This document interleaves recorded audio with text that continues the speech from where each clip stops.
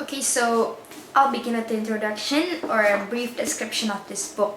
So this book, Dark Matter, is written by Blake Crouch, and this book has 342 pages in total, including the acknowledgement.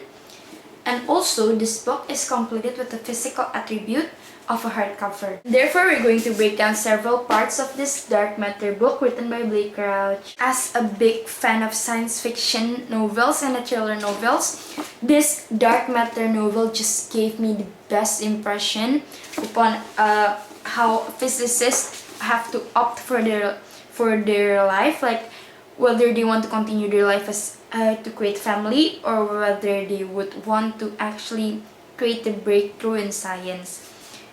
And therefore, thanks to Blake Crouch, I managed to have a glimpse of how scientists and physicists' life were not that easy.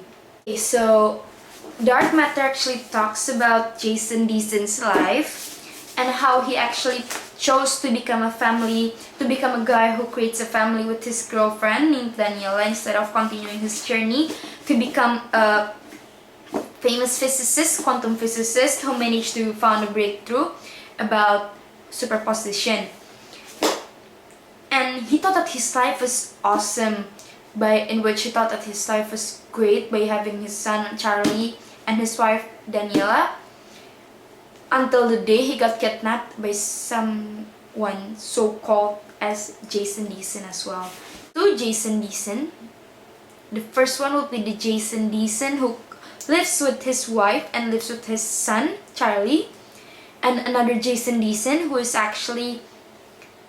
actually managed to continue his path to become the quantum physicist. So these two Jasons are actually the exact same Jason Deason, which are only differentiated by their paths, in which the Jason Deason who lives with his family begs to leave his quantum superposition job, the physicist job. He just leave it, and he just decided that he would create a family with Daniela, who is his wife. And the Jason Deason who actually decided to leave his girlfriend Daniela and decided that he would just become a quantum physicist, in which at the end he regrets that option and he just exchanged himself with the Jason Deason who's been living with his family. He's just curious of what would happen if he just picked that option, that what would just happen if he just left his quantum physicist job, quantum physicist dream, some sort of that. And in the end, this book just tells about Jason Deason's family, the Jason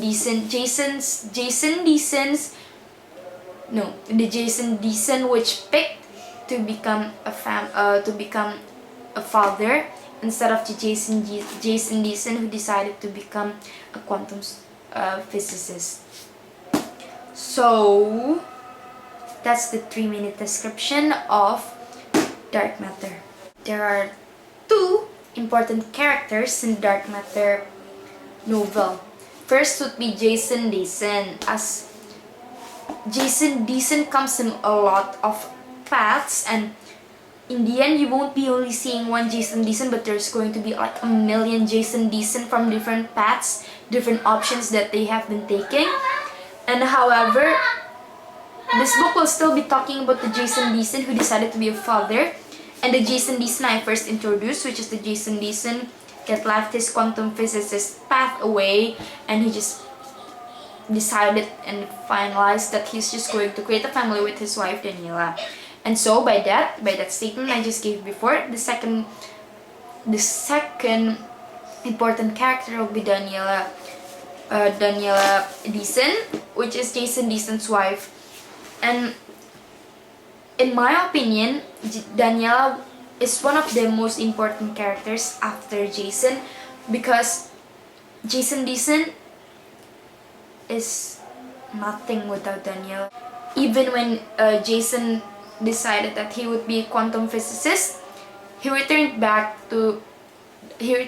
in time just to be together with Daniela and leave his quantum physicist thing aside. Next thing I would be stating about this novel is that this novel reminds me about something very important in life. So in the present days, as far as I know, we don't have the ability to turn back to time, and even if we do in present time, which is in 2017, it's not something that everyone could access.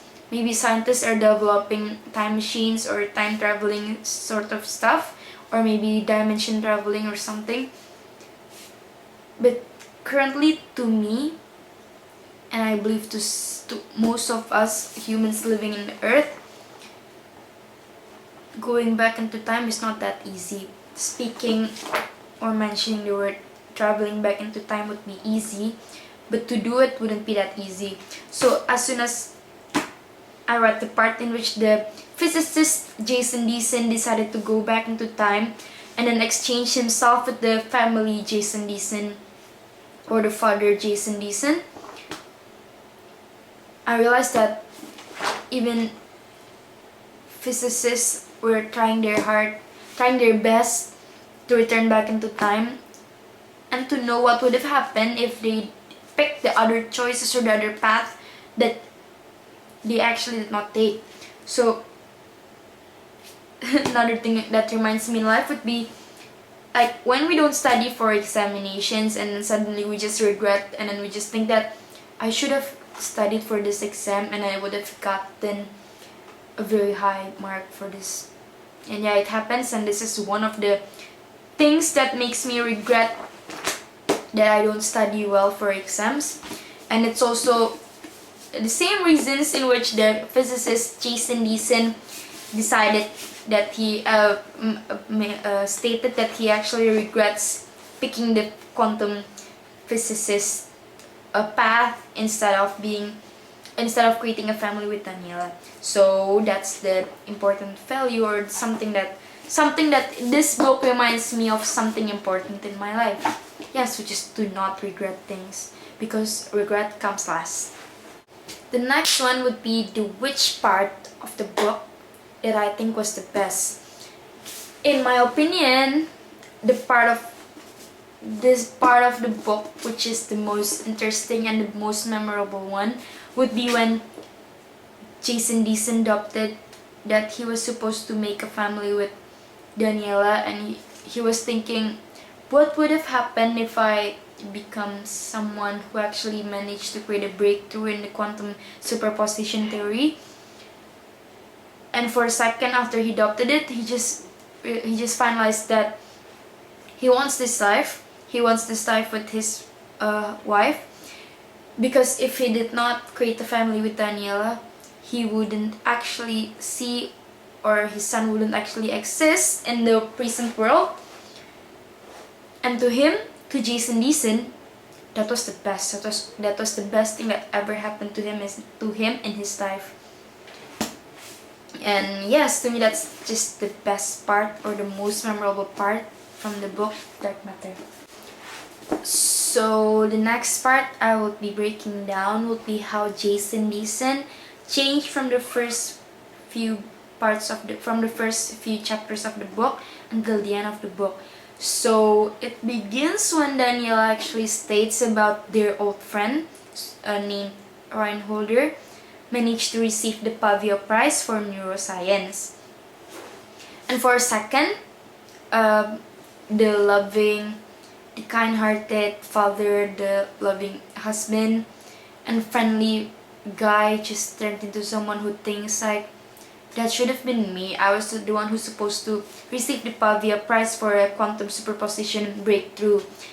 And yes, in this case, Ryan Holder he actually picked the option in which he would actually develop his skills and his path to become a neuroscientist instead of creating a family, and in which this is a very tough decision for scientists.